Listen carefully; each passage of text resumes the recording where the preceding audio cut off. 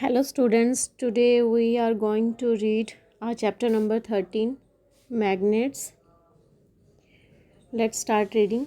We all have observed and played with magnets. Magnets are easily able to attract iron nails, iron pins and other iron objects. Nowadays we find them attached to a variety of objects that can stick on an iron almirah or a refrigerator door. They are also attached to cupboard doors that stay shut because of attraction between a magnet and an iron sport. जैसा कि आप सब जानते हो कि magnet जो है हमारी डेली लाइफ में बहुत ज़्यादा यूज़ होता है। अगर हमारे घर फ्रिज है, अलमीरा है या कबर्ड्स हैं तो उनके डोर्स पे मैग्नेट लगा होता है। मैग्नेट क्या है? एक ऐसा ऑब्जेक्ट है जो आयरन और ऐसे ऑब्जेक्ट जिसमें आयरन मिक्स हो उनको अपनी तरफ अट्रैक्ट करता है। तो इस तरह से वो अलमीरा, वो रेफ्रिजरेटर का जो डोर है वो मैग्नेट होने की वजह से वो स्टे शट रहता है, बंद हो जाता है ईजीली उनकी अट्रैक्शन की वजह से। Magnetism was discovered quite a long time ago. There is a story about an elderly shepherd name Magnus who lived in a place called Magnesia in northern Greece about 4,000 years ago. One day, while taking his sheep around, he found that the nails of his shoes and the metal tip of his stick suddenly got firmly stuck to the large black rock on which he was standing. He thought about it and realized that the black rock must have some special attractive property. The black rock was later named magnetite, perhaps after Magnesia or Magnus. मतलब 4,000 साल पहले एक shepherd था Greece के अंदर। तो वो अपनी जब शीप्स को चराने के लिए गया किसी रॉक के ऊपर, तो उसने देखा कि उसके शूज़ के अंदर जो नेल लगे हुए हैं और जो उसकी स्टिक के अंदर मेटल टिप है वो किसी रॉक के ऊपर अटक रही है, बार बार उसकी तरफ अट्रैक्ट हो रही है। तो उसी ने इस मैग्नेट की डिस्कवरी की और उसके नेम के अकॉर्डिंग ही इसका नेम जो है वो मैग्नेट पड़ा। Ancient Greek and Chinese are said to have discovered an additional property, the directional property of magnetite. A thin, long piece of magnetite was suspended freely, was found to always point in a particular direction only. This led to its alternative name, lodestone, loading stone. तो जो ancient Greek और Chinese थे उन्होंने इसकी एक property discover की कि magnet जो है वो एक ही डायरेक्शन की तरफ पॉइंट आउट करती है जो कि नॉर्थ डायरेक्शन है, इसीलिए इसका नेम जो है वो लोड स्टोन उन्होंने रखा, loading stone. We can say that magnets are material that can attract iron metal itself or objects made of iron. Magnets can be natural or artificial. Artificial means man-made. The lodestone is a naturally occurring magnet which can be called a natural magnet.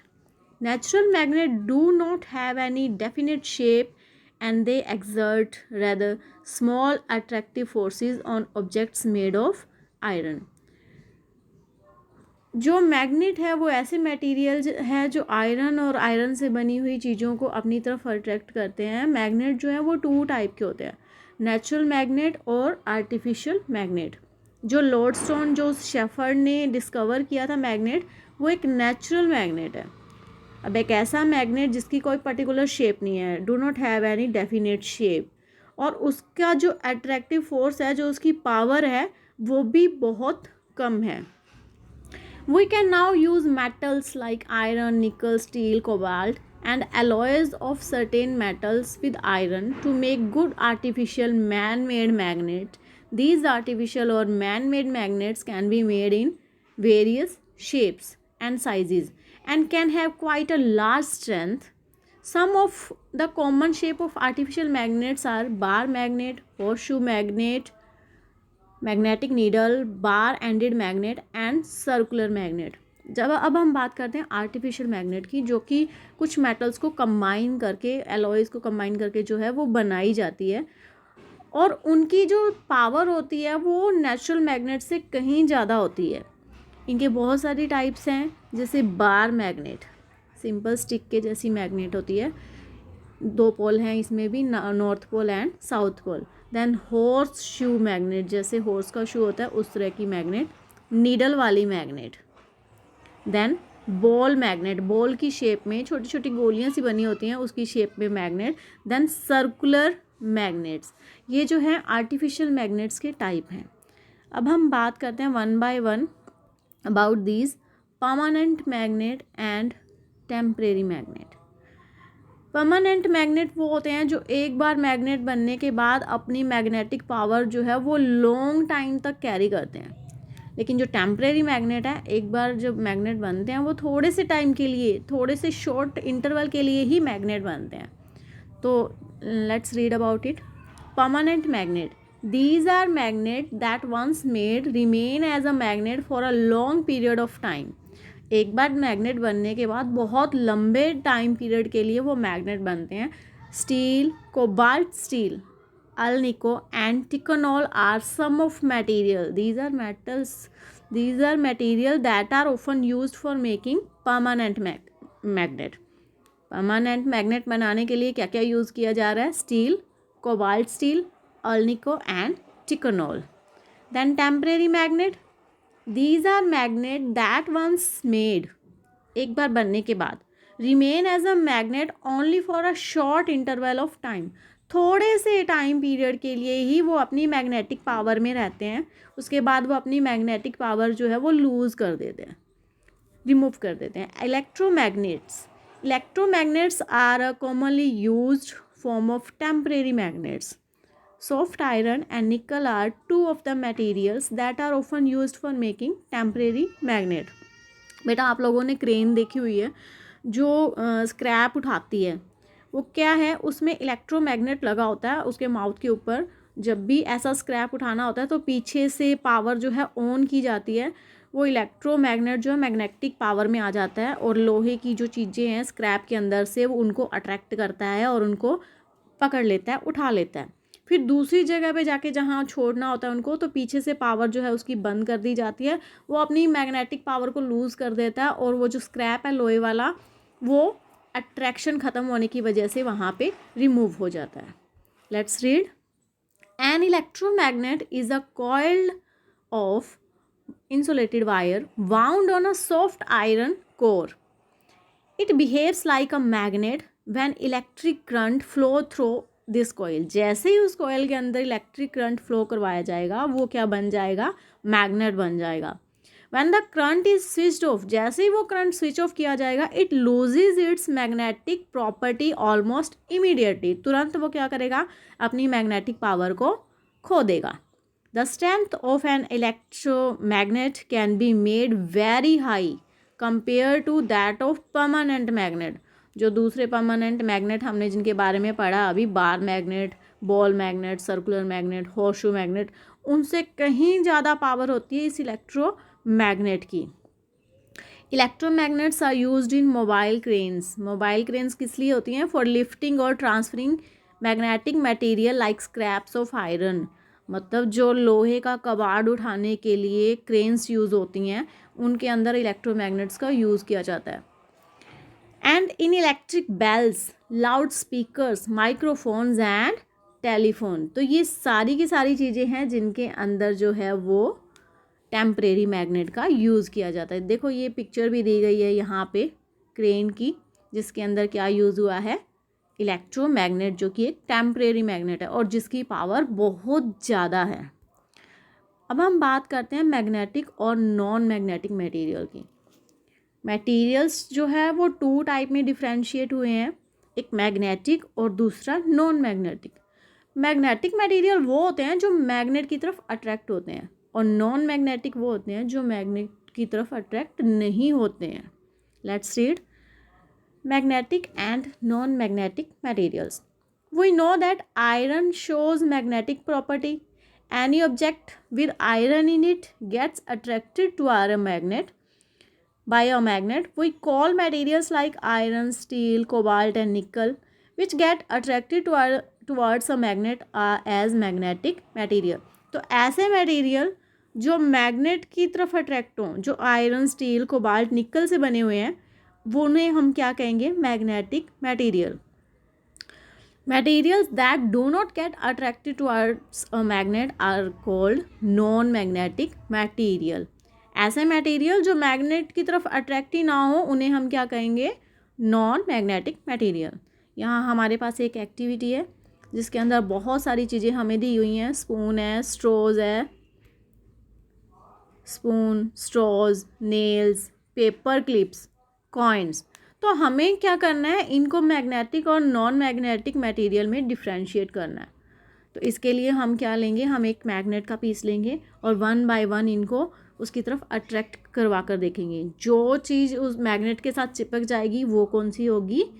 Magnetic material, और उसे हम यहाँ लिखेंगे। और जो material magnet की तरफ attract नहीं होगा, मैग्नेट के साथ नहीं चिपकेगा, उसे हम यहाँ पर मेंशन करेंगे। तो ये एक्टिविटी है आपके लिए जो आपने करके देखनी है। Then strength of a bar magnet, horse shoe magnet. बेटा अब हम किसी भी मैग्नेट की बात करें तो उसकी स्ट्रेंथ, उसकी जो पावर होती है, उसके पोल्स की तरफ सबसे ज़्यादा होती है और सेंटर में कम होती है, बिल्कुल ना के बराबर होती है। अगर हम कोई मैग्नेट लेते हैं और बहुत सारी आयरन पिन्स लेते हैं और उन आयरन पिन्स को मैग्नेट की तरफ अट्रैक्ट करवा के देखेंगे तो हम क्या ऑब्जर्व करेंगे? जो आयरन पिन्स हैं उसके पोल्स की तरफ, पोल्स क्या होते हैं? एक मैग्नेट के किनारे, south pole and north pole, दोनों पे तो मैक्सिमम आयरन पिन्स जो हैं वो चिपक जाएंगी, लेकिन जो सेंटर है वहाँ पे आयरन पिन्स नहीं चिपकेंगी। देखो यहाँ पे एक इमेज भी शो हुई है इसके अंदर। यहाँ पे जो पिन्स हैं वो सिर्फ किनारे पे चिपकी हुई है जो कि इसके पोल्स हैं, और जो इसका ये सेंटर वाला एरिया है इसके ऊपर कोई पिन नहीं स्टिक हुई। क्यों? क्योंकि यहाँ पे इसकी जो मैग्नेटिक पावर है, जो इसकी स्ट्रेंथ है, वो ना के बराबर है। स्ट्रेंथ कहाँ ज़्यादा है? यहाँ पोल्स के ऊपर। Let's read. The strength of a magnet can be determined in the terms of its attractive force, that is the force by which material get attracted towards it और stick to it.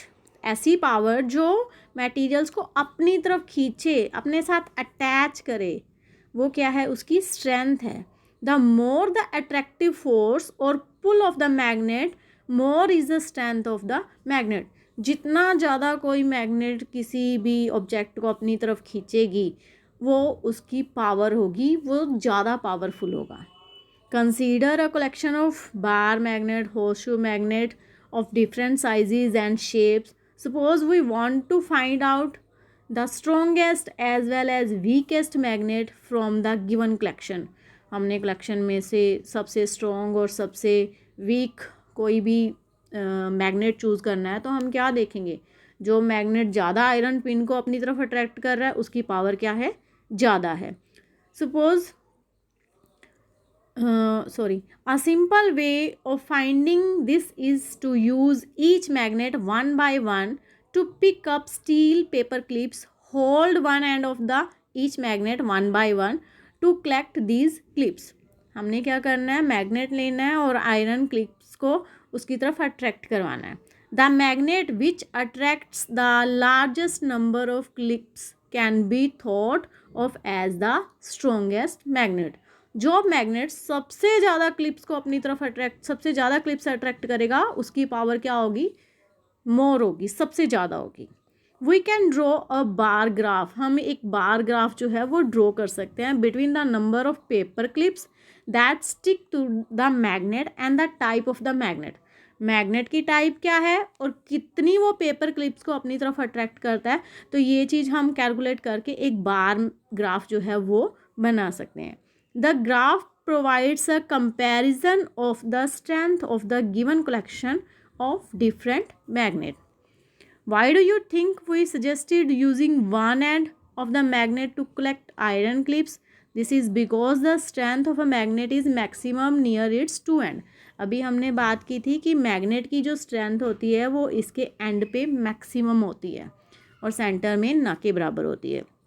The two ends of a bar magnet are known as its poles, और जो ये इसके points हैं, इसके किनारे हैं, उन्हें हम क्या कहेंगे? Poles. The poles are situated near the two ends of the magnet and are the regions where its strength is maximum. मतलब जो दो किनारे हैं मैग्नेट के, जो दो पोल्स हैं साउथ पोल और नॉर्थ पोल, उन पे उनकी जो स्ट्रेंथ है वो मैक्सिमम होती है और बीच में ना के बराबर होती है. The strength of a magnet as a point of observation moves away from either of the poles goes on decreasing towards the middle of the magnet. किनारों पे सबसे ज़्यादा स्ट्रेंथ होगी पोल्स के ऊपर, और जैसे जैसे हम मिडल में जाएंगे मैग्नेट के, वहाँ पे स्ट्रेंथ जो है वो कम होती जाएगी. एट द सेंटर, सेंटर यानी कि बीच में बिल्कुल, the strength of magnet becomes almost zero. वहाँ पे स्ट्रेंथ कैसी होगी? ना के बराबर.